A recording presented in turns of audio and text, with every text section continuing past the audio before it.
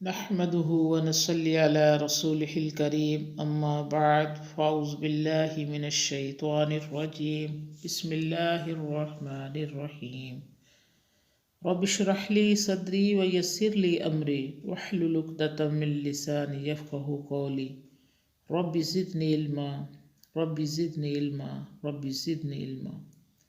آج انشاءاللہ ہم سورہ البقرہ کی آیات نمبر 136 تا 139 کا ترجمہ اور تفسیر پڑھیں گے انشاءاللہ۔ قولوا آمنا بالله وما أنزل علينا وما أنزل على إبراهيم وإسماعيل وإسحاق ويعقوب والأسباط وما أوتي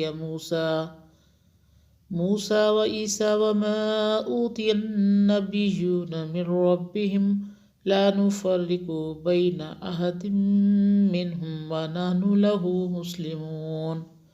تم کہہ دو کہ ہم اللہ پر ایمان لائے اور اس پر جو ہم پر اترا اور جو ابراہیم علیہ السلام پر اترا اور اسحاق اور یعقوب اور ان کی اولاد پر اور جو موسیٰ اور عیسیٰ کو دیا گیا اور جو دوسرے پیغمبروں کو ان کے رب کی طرف سے ملا، ہم ان سب میں سے کسی میں بھی فرق نہیں کرتے اور ہم اس کے فرما بردار ہیں۔ اس آیت میں مسلمانوں کو یہ تعلیم دی گئی ہے کہ تم کہہ دو کہ اہل کتاب تم ضد، ہٹ درمی، حسد، بغض اور تعصب کی لعنتوں میں مبتلا ہو۔ تم بعض رسولوں کی پیروی کرتے ہو اور بعض کو جھٹلاتے ہو۔ رسالت کو نسل اور قوم کے ساتھ مخصوص کرتے ہو۔ محض نسلی برتری کو ذریعہ نجات سمجھتے ہو اور اپنے مذہب کے سوا باقی تمام مذاہب کو غلط قرار دیتے ہو۔ ہم مسلمان تمام نبیوں کا سچا ہونا مانتے ہیں، کسی ایک کا بھی انکار نہیں کرتے۔ دنیا میں جتنے بھی نبی اور رسول آئے، خواہ وہ کسی زمانے اور کسی قوم و ملک سے تعلق رکھتے ہوں، سب ایک ہی سچائی کا پیغام لائے تھے، سب کی یکساں طور پر تصدیق کرتے ہیں۔ وَإِنْ آمَنُوا بِمِثْلِ مَا آمَنْتُمْ بِهِ فَقَدِ اهْتَدَوْا وَإِنْ تَوَلَّوْا فَإِنَّمَا هُمْ فِي شِقَاقٍ فَسَيَكْفِيكُمُ اللَّهُ وَهُوَ السَّمِيعُ الْعَلِيمُ۔ سو اگر وہ بھی اس طرح ایمان لائے جس طرح تم ایمان لائے تو انہوں نے بھی ہدایت پائی، اور اگر پھر جائیں تو وہی ضد پر ہیں، پس ان قریب ان کے مقابلے میں تیرے لیے اللہ کافی ہے اور وہی سننے والا جاننے والا ہے۔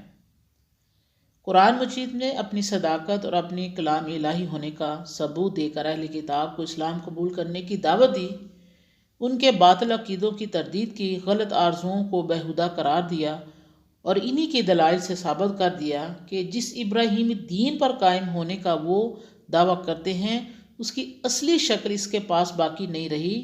اب اس قدیم دین کی اصلی شکل قرآن مجید پیش کر رہا ہے، اس لیے انہیں بہر صورت اسلام قبول کر کے دین و دنیا کی فلاح حاصل کرنی چاہیے۔ واضح اور نصیحت کی یہ تمام باتیں سن کر بھی یہود و نصارہ اپنی ضد اور ہٹ درمی پر قائم رہے، بلکہ خود اسلام قبول کرنے کے بجائے الٹا مسلمانوں کو دعوت دیتے رہے کہ وہ یہودیت اور عیسائیت اختیار کر لیں۔ اس سے زیادہ ڈٹائی، تعصب اور خود غرضی کیا ہو سکتی ہے؟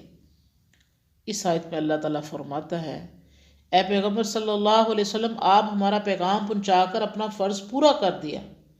اب اگر یہ لوگ اپنا بھلا چاہتے ہیں تو اسلام قبول کر لے، کامیاب ہو جائیں گے، ہم ان کے پیچھے گناہ معاف کر دیں گے۔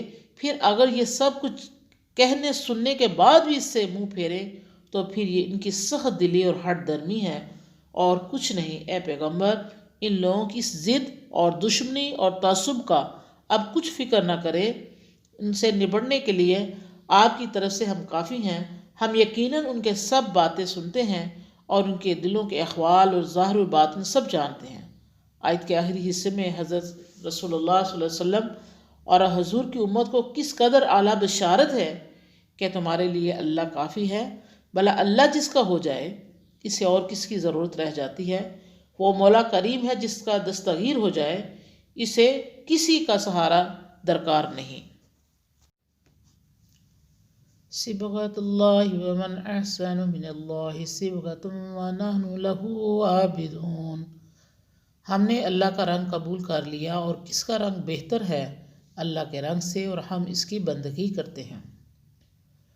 قُلْ أَتُحَاجُّونَنَا فِي اللَّهِ وَهُوَ رَبُّنَا وَرَبُّكُمْ وَلَنَا أَعْمَالُنَا وَلَكُمْ أَعْمَالُكُمْ وَنَحْنُ لَهُ مُخْلِصُونَ۔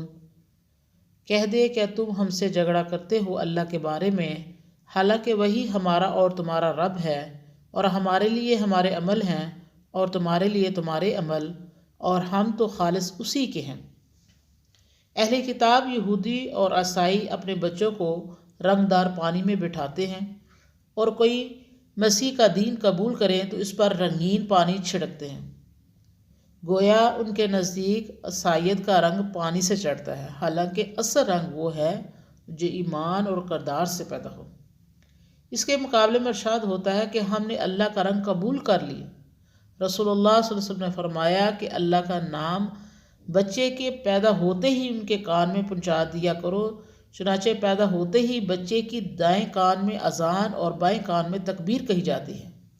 یہ اس کو دین فطرت کی طرف بلاوا ہے، پانی میں بٹھانے کی رسم اس کے مقابلے میں بے معنی ہے۔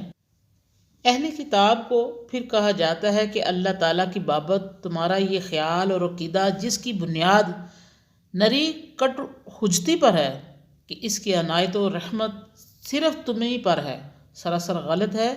وہ جیسا تمہارا رب ہے ویسا ہی ہمارا بھی رب ہے، اور ہم جو کچھ اعمال کرتے ہیں خالص اسی کے لیے کرتے ہیں۔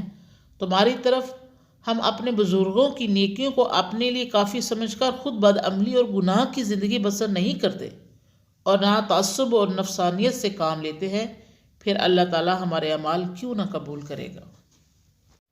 اللہ سے دعا ہے کہ اللہ ہم نے جو کچھ پڑھا سنا، اس میں جو کوئی غلطی کوتاہی ہوئی، اللہ ہمیں اپنی رحمت سے معاف فرما دے۔ اللہ ہم نے جو کچھ پڑھا سنا، اللہ ہم اس پر عمل کرنے کی توفیق عطا فرما۔ وآخر دعوانا ان الحمد للہ رب العالمین۔